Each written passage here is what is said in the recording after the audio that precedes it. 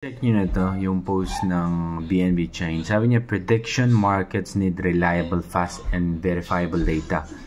BNB Chain is seeking a dedicated Oracle solution to power large-scale prediction markets. One that's secure, hybrid, and optimized for builders.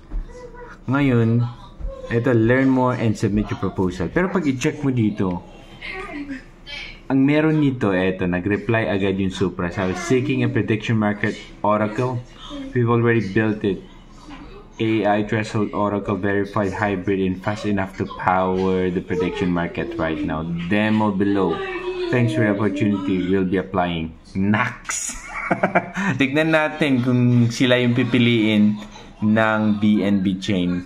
Good news ito sa Supra believers, mga Lodi. Kasi alam ko, maganda talaga yung Supra eh. So, ang alam ko lang na sikat na may Oracle solution for prediction markets ay yung Chainlink. May mga iba ba dyan, pero hindi na sila sikat na katulad ng Chainlink. Okay? So, isang option din ng Supra. Okay? Pero, ayan, makikilala yung Supra once na yan ang mapipili ng BNB Chain. Pero check natin, okay?